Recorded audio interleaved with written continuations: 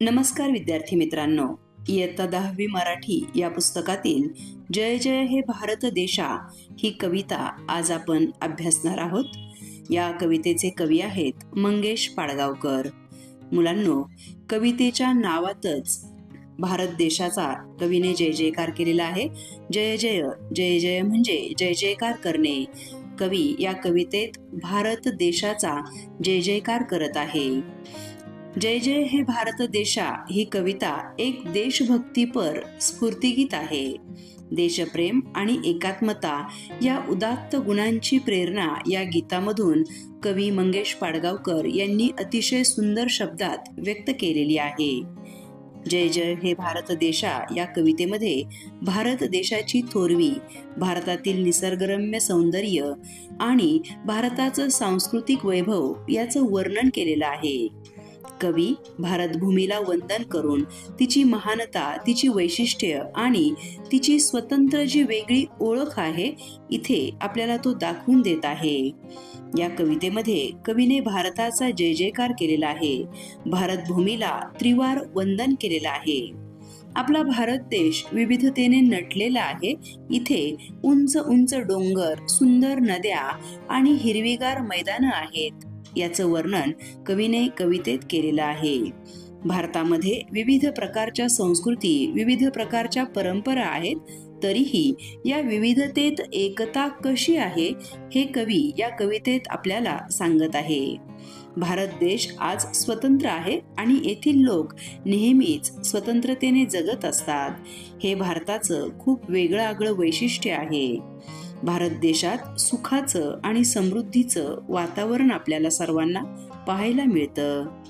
तू नव्या जगाची आशा, जय जय हे भारत देशा.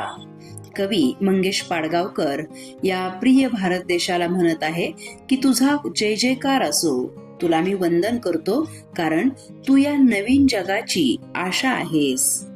तपोवनातून तुझ्या उजळली उपनिषदांची वाणी, माती मधुनी तुझ्या जन्मल्या नवरत्नांच्या खाणी.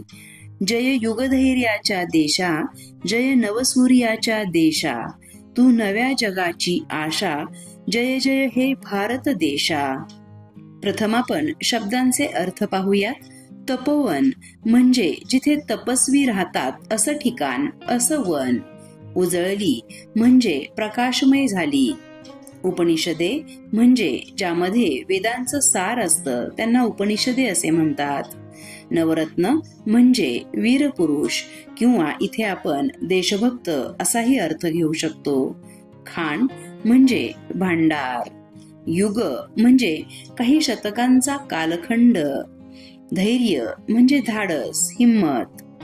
कवितेच्या ओळींचा अर्थ पाहूयात. तपोवनातून म्हणजे जिथे तपस्व्यांचं वास्तव्य आहे अशा ठिकाणातून उपनिषदामधील तत्वज्ञानाची भाषा प्रकाशमय झालेली आहे आणि तुझ्या या भूमीमध्ये, या मातृभूमीमध्ये अनेक शूरवीर, अनेक देशभक्त यांच्या खाणीच्या खाणी जन्माला आलेले आहेत. आपण इथे अनेकांची नावंही घेऊ शकतो. भगतसिंग असतील, लोकमान्य टिळक असतील, महात्मा गांधीजी असतील, हे आणि यांसारखे अनेक नरपुरुष, शूरवीर आपल्या खाणीमध्ये जन्माला आलेले आहेत, उदयाला आलेले आहेत. युगानुयुगे तू जगाला धैर्याची शिकवण दिली आहेस. हे भारत देशा, तू अनेक युगांपासून या जगाला धैर्याने, धाडसाने, हिमतीने राहण्याची शिकवण दिलेली आहे आणि तुझ्या खाणीतून जे जन्माला पुरुष आलेले आहेत किंवा जे शूरवीर आलेले आहेत ते सर्वजण आम्हाला धैर्याने आलेल्या समस्येला कशा रीतीने तोंड द्यायचं हेच शिकवत आलेले आहेत. तू नवीन सूर्याचा तेजस्वी असा देश आहेस.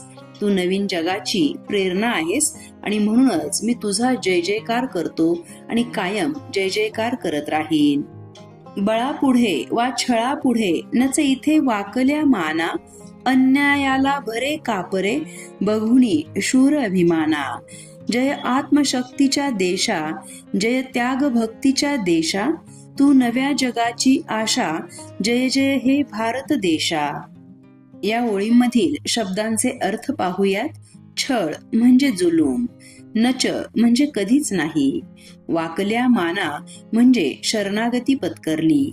कापरे म्हणजे भीती, अभिमान म्हणजे सार्थ गर्व असणे, आत्मशक्ती म्हणजे स्वबळ मनाची शक्ती, त्याग म्हणजे सोडून देणे.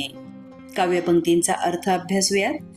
जुलूम जबरदस्ती पुढे किंवा छळ करणाऱ्या व्यवस्थेपुढे भारता तू कधीच वाकला नाहीस, कधीच शरण आला नाहीस. भारत म्हणजे नक्की कोण? तर भारतातील शूरवीर माणसं. या मातृभूमीने शूरवीरांची खाण जन्माला घातलेली आहे आणि हे सगळे कधीही या जुलूम जबरदस्ती पुढे किंवा छळ करणाऱ्या माणसांपुढे, थोडक्यात इंग्रजांपुढे, मोगलांपुढे कधीही वाकलेले नाहीत, कधी शरण आलेले नाहीत. तुझा शूर पराक्रमी स्वाभिमान पाहून अन्यायालाही भीतीचे कापरे भरलेले आहेत. अन्याय करणारा माणूसही घाबरून गेलेला आहे. या अन्यायाला सुद्धा धडकी भरलेली आहे की अरे आपण कोणावर अन्याय करत आहोत? मी ज्याच्यावर अन्याय करतो आहे तो तर मला अजिबातच घाबरत नाही. आणि त्यांना भीतीने कापरे भरलेली आहे, धडकी भरलेली आहे. कवी म्हणत आहे, हे आत्मबळाच्या देशा, आम्हाला आतून बळ देणाऱ्या देशा, ही मातीच अशी आहे की प्रत्येकाला आतून बळ देईल, स्वाभिमानी बनवेल, शूर बनवेल. हे आत्मबळाच्या देशा, हे त्यागाच्या आणि भक्तीच्या देशा, तुझा कायम विजय असो, कारण तू नव्या जगाची आस आहेस. तुझा जय जयकार असो. पुढील काव्यपंक्ती. श्रमातून पिकलेली शेते पहा, डोलती धुंद, घामाच्या थेंबातून सांडे हृदयातील आनंद. जय हरित क्रांतीच्या देशा, जय विश्व शांतीच्या देशा, तू नव्या जगाची आशा, जय जय हे भारत देशा. शब्दार्थ पाहूयात. श्रम म्हणजे कष्ट, मेहनत. धुंद म्हणजे आनंदाने बेभान होणे. हरित क्रांती म्हणजे धनधान्याची विपुलता असणे. थोडक्यात हिरवी क्रांती होणे. भरपूर पाऊस पडला की कशी शेतं डोलतात आणि भरपूर आपल्याला धनधान्य देतात. विश्वशांती म्हणजे जगामध्ये शांती. काव्यपंक्तीचा अर्थ पाहूयात. घाम गाळून कष्ट करून पिकलेली शेतं आनंदाने डोलत असतात, कारण शेतकऱ्याने कष्ट केलेले आहेत आणि त्याला कष्टाचं आता फळ मिळणार आहे याचा आनंद शेतांना सुद्धा होत असतो. घामाच्या थेंबातून शेतकऱ्याच्या हृदयातील आनंद ओसंडत असतो. तू हरित क्रांतीचा देश आहेस, सर्वांना धनधान्याने समृद्ध करतो आहेस. तू विश्वामध्ये शांती नांदवणारा देश आहेस आणि म्हणूनच तुझा कायम विजय असो. तू नवीन जगाची आशा आहेस. हे भारत देशा, म्हणूनच मी तुला वंदन करतो, तुझा जय जयकार करतो. पहा झोपड्या कंगालांच्या थरारल्या भोवताली, अंधाराला जाळीत उठल्या झळकत लाख मशाली. जय लोकशक्तीच्या देशा, जय दलित मुक्तीच्या देशा, तू नव्या जगाची आशा, जय जय हे भारत देशा. या काव्यपंक्तींचे अर्थ पाहूयात. कंगाल म्हणजे दरिद्री, थरारल्या म्हणजे शहारल्या, झळकत म्हणजे प्रकाशत किंवा प्रकाशने, मशाल म्हणजे मोठी ज्योत. क्रीडा स्पर्धांच्या वेळी मोठी ज्योत पेटवतात पहा, तिला मशाल असं म्हणतात. किंवा प्रत्येक कॅप्टन आपल्या हातात ज्योत घेऊन पळत असतो आणि त्याच्या मागे त्याची टीम पळत असते, तिला मशाल असं म्हटलं जातं. लोकशक्ती म्हणजे लोकांची एकजूट किंवा एकता. दलित मुक्ती म्हणजे दुःखितांची, दलितांची, पीडितांची शोषणापासून सुटका करणे. कवितेच्या पंक्तींचा अर्थ पाहूयात. दैन्य दारिद्र्याच्या घोर अन्यायाला जाळणाऱ्या मशाली आता सगळीकडेच पेटून झळाळत आहेत. कोणीही अन्याय सहन करत नाहीये. आमच्यावर कोणीही अन्याय करायचा नाही, जुलूम जबरदस्ती करायची नाही, आमचा इथून पुढे छळ करायचा नाही, असं सगळेजण सांगत आहेत. त्यामुळे भोवताली भुके कंगालाच्या झोपड्या आनंदाने शहारत आहेत. जनतेची एकजूट असलेल्या हे लोकशक्तीच्या देशा, तुझा विजय असो. जनतेने एकजूट दाखवलेली आहे आणि त्यामुळे जे अन्याय करत आहेत ते घाबरून गेलेले आहेत, त्यांचे धावे दणाणलेले आहेत. सर्व शोषित पीडित लोकांच्या मुक्तीचा तू देश आहेस. इथे प्रत्येकाला स्वातंत्र्याने राहण्याचा अधिकार आहे. तू नव्या जगाची एकमेव आशा आहेस. हे भारत देशा, तुझा जय जयकार असो. तुला मी त्रिवार वंदन करत आहे, असे कवितेत कवी मंगेश पाडगावकरांनी भारत देशाची स्तुती केलेली आहे. हे स्फूर्तिगीत, हे देशभक्तीपर गीत ऐकून प्रत्येक देशभक्ताला अभिमान वाटतो की आपण या देशामध्ये राहत आहोत.